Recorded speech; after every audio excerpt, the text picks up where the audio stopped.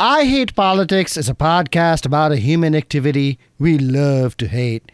And this is the I Hate Politics candidate interview with Laura Stewart for Montgomery County Board of Education. I'm Sunil Dasgupta, host of I Hate Politics, a podcast about our neighborhoods, workplaces, schools and streets, and our local governments as they function in diverse, democratic, and sometimes divided societies. As part of the show, we have conversations with local, state, and sometimes federal candidates. Rather than ask them how they stand on a multitude of issues, these conversations go in depth on a few issues.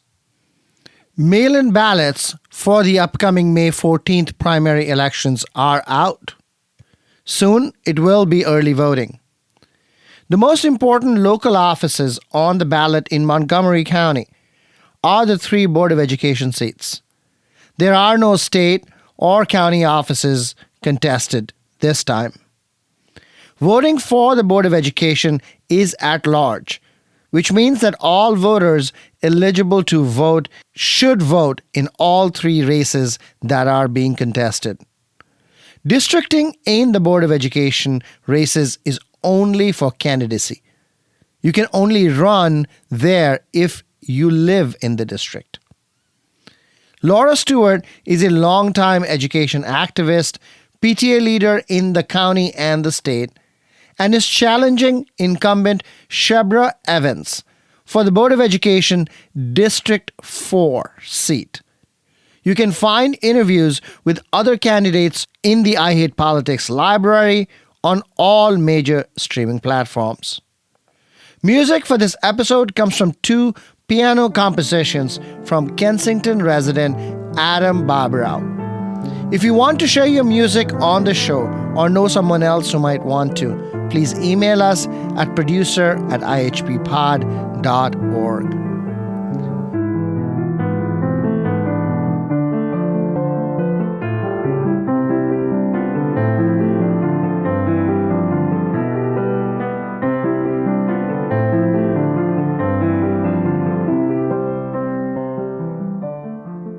Laura Stewart, welcome to I Hate Politics. Thank you. Glad to be here. You are running in the District 4 for Board of Education in Montgomery County. What do you think this election is about or going to be about? Or put it another way, what do you want it to be about? This election, to me, is about really changing the board culture and maybe the culture of MCPS to be the system, to bring the system back to the system that we all learned about when we first moved here, which is that Montgomery County is a great school system. And lately, there's been a lot of controversies that make it seem like Montgomery County doesn't have the great school system they used to have. So I like to come in and try to bring the board into an era of more participation, more active, bring them out into the community, bring those issues to MCPS, and really work on improving the system. That's a big task that you've given yourself. Have you thought of breaking that down into its parts? You mentioned participation. Is there anything else? One of the things we can do is just be more open with the public about what the issues are and what it's going to take to tackle those. I've really been an advocate for open data. The county entered the era of open data. It was in 2014. MCPS did not go along with the rest of the county and participate. So I'm trying to bring MCPS into the era of open data. You said that there was a time when MCPS was better and you want to take the system back to that place. Did you have open data at that time driving this? Let me clarify what is better exactly. So I think the reputation was better. there were still deep issues, even back, when people think about the good old days, supposedly. Some of this is perception as well. We're just a different county than we were. So what's better today might be different than what was 20 years ago. How do we define better? That's a whole contextualized conversation to have. Right. But you did say that, you want to take it back to where it was better. Are we talking about reputation or really? There could be a bit of both. Even though we didn't do open data, it did seem like at one point we were admitting two problems. One small example, it's just a thing I was involved in. So it came out that there was some lead in our water. I was deeply involved in that. And at the time, the director of operations, I asked them for the actual spreadsheet of all the results. And MCPS actually gave me the entire spreadsheet. What conditions do you think allowed that openness about lead in the water to go forward? Maybe you can define what has worked and then what has not. There was an interesting move at one point when we asked about class sizes. They actually put a dashboard up, although it never got updated.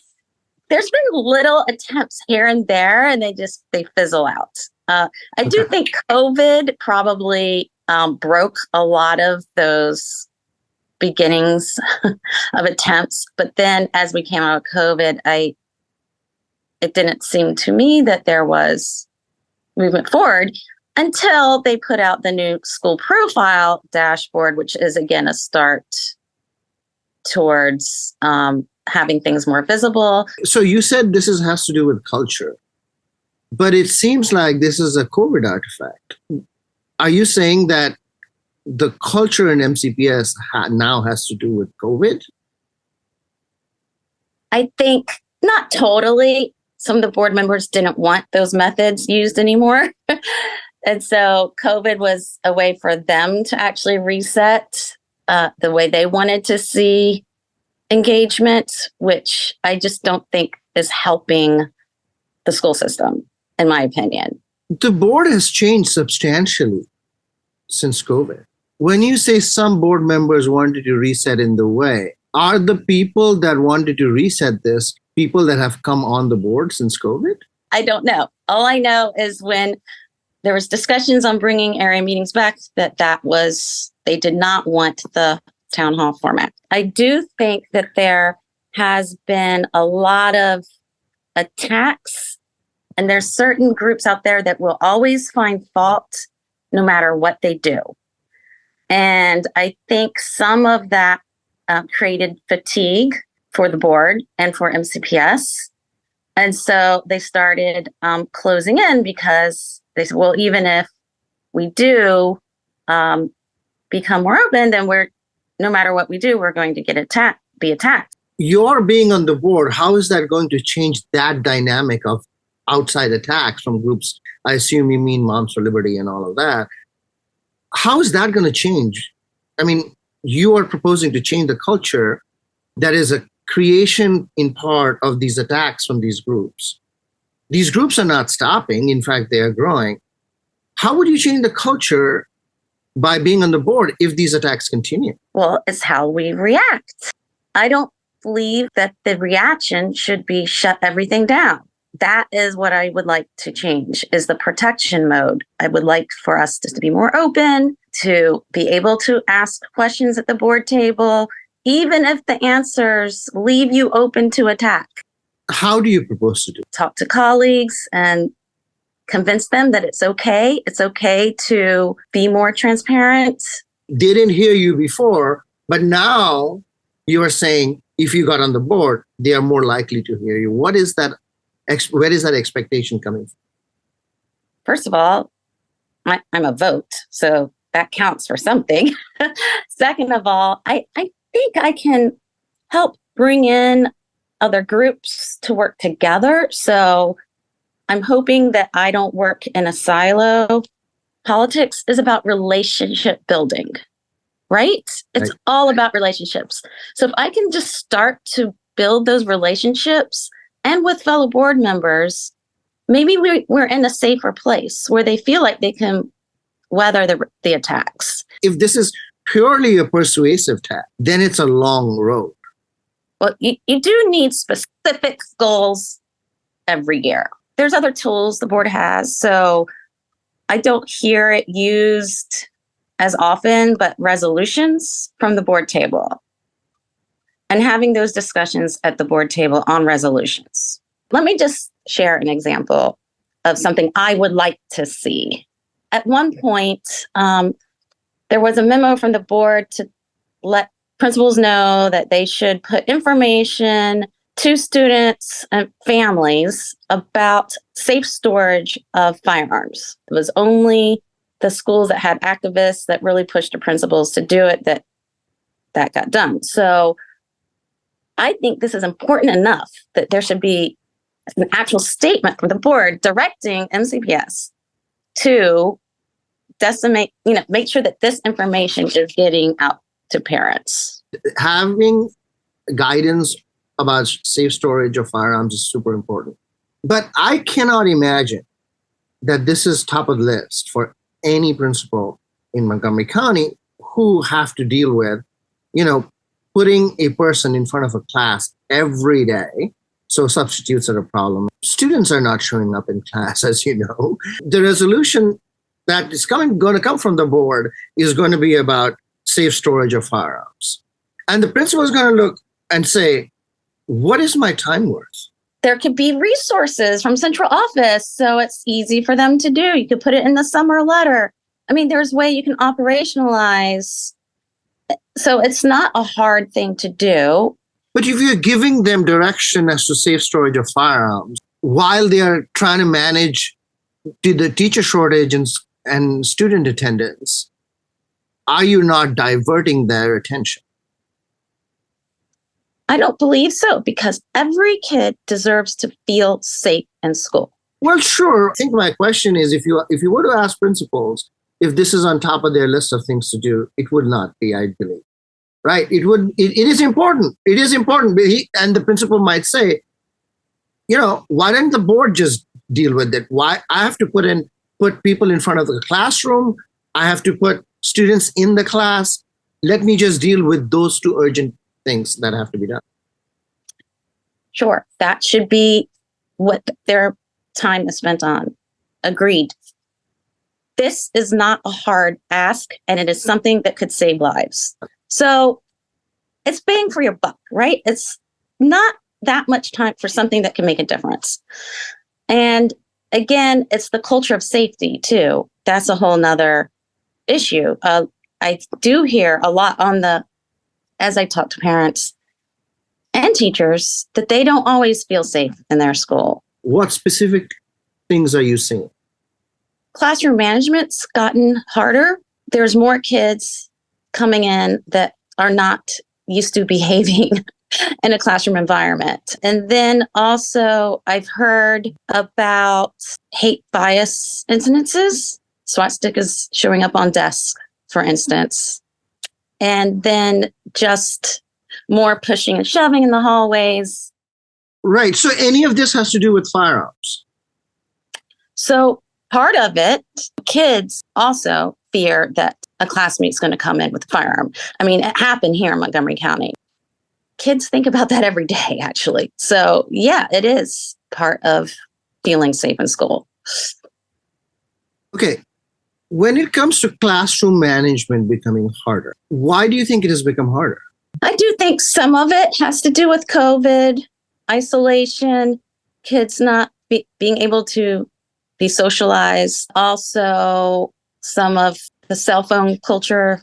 There's a combination of reasons. I have heard from parents and from teachers, class sizes are too large. As a school board member, that is in your hands. If you compare cell phone culture and staff shortage, I'd imagine staff shortage is a more tractable problem from a school board power issue than the cell phone issue, which is global. The problem is that we don't really have the budget to make a huge dent in that. We can look at where we put money and we can work along the edges. But to make a true change in class sizes, we'd have to relook at our school entire budget.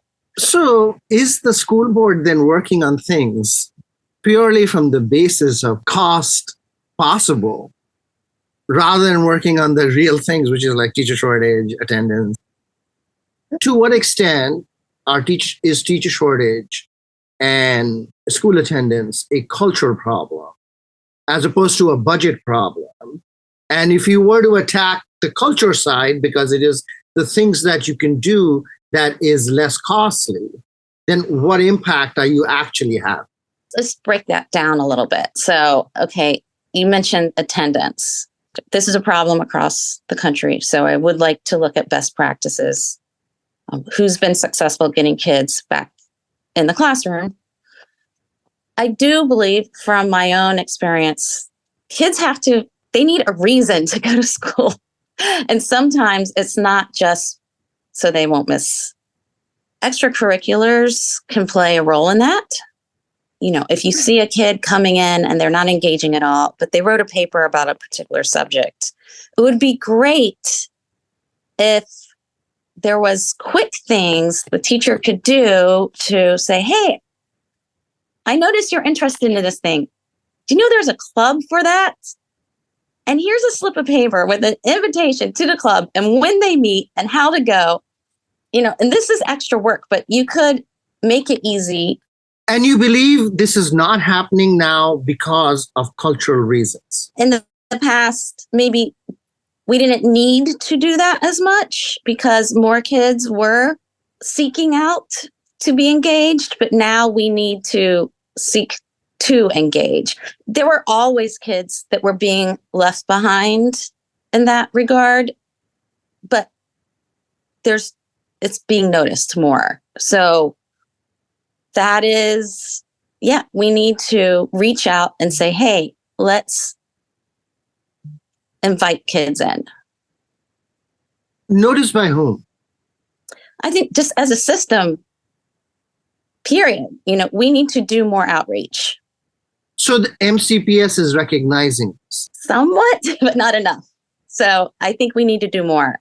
So you mentioned that this is also extra work, right? For teachers. It is. How would you balance their work so that they could do this extra work? Well, first, I need to sit and find out where they feel like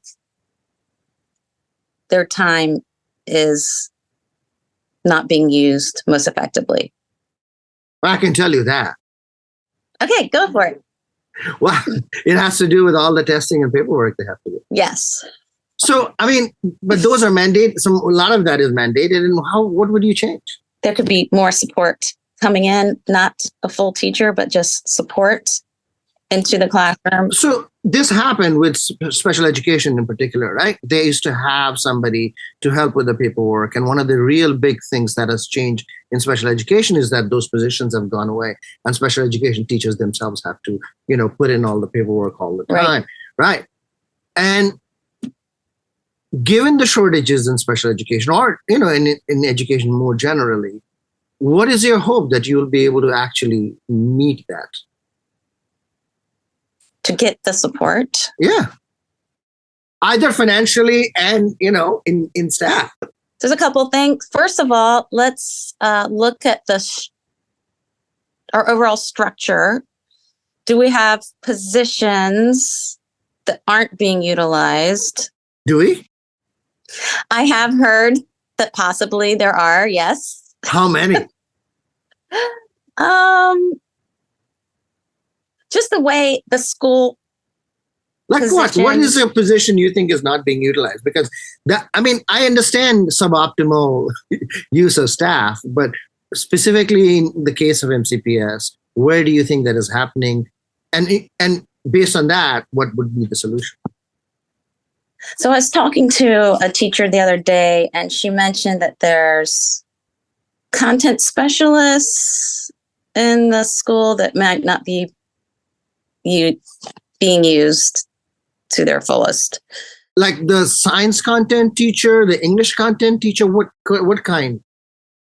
So I have to look into it more clearly, but Okay. that there was a position, I'll just say that, a position that maybe wasn't being used as much, that they weren't as busy, yes, in a school.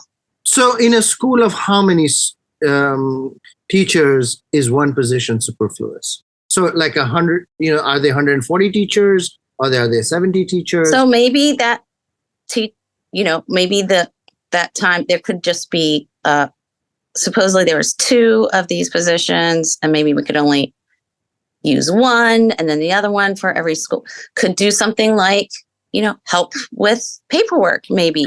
I don't know. I mean, this is not, so I'm not the expert, right? I'm listening. Are there ideas? How do other systems do it? And other systems or teachers spend as much time on paperwork? Where can we free up time? Right, but you see the problem, right? That these skills are not fungible, right? In a sense that you cannot take a content specialist in, say, English or math or science or social studies or whatever it is, and say, now you go to paperwork. Oh, right. You have FTEs. You have positions, right? And they work either, 0.5, 1. I mean, these are the kind of things that you can look at. So how do you use those positions that's assigned to the school? And how can we target? So you're getting bang for your buck. I would like to have MCPS look into that some. Are we... Right. But if you're not the expert, they will say they are already doing their best. And so they are the experts. We can ask, hey, can you do this evaluation? And let's talk about it and bring it back to the board. I mean, these are the kind of things that we could take a look at and say, hey, why, this is what we have. What can we do more with what we have?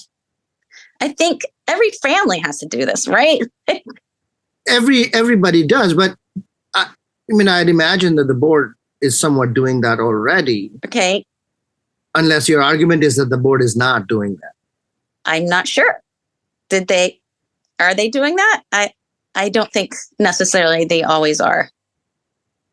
But I'm sure, believe me, from the outside, it's really easy to say all this, by the way.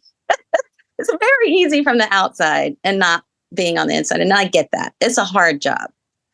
So if that is true, then going back to your original thought about changing culture, what hope is there of actually being able to change that culture that you hope to do? I still think there's some hope because, again, as I talk to the community, they want to see the board actually out in front of people, talking to the community and hearing the concerns. And people just want to be heard. And then you can bring that input to the board and ask for reports. You can ask, hey, how are we doing here? We seem to be struggling in this area. Let's go ahead and actually admit to it. Do you think people want to be heard more than actually for education to improve? That is, attendance to improve, the teacher shortage to improve, like substantive, real things. Do you think people really want to be heard more than those substantive changes?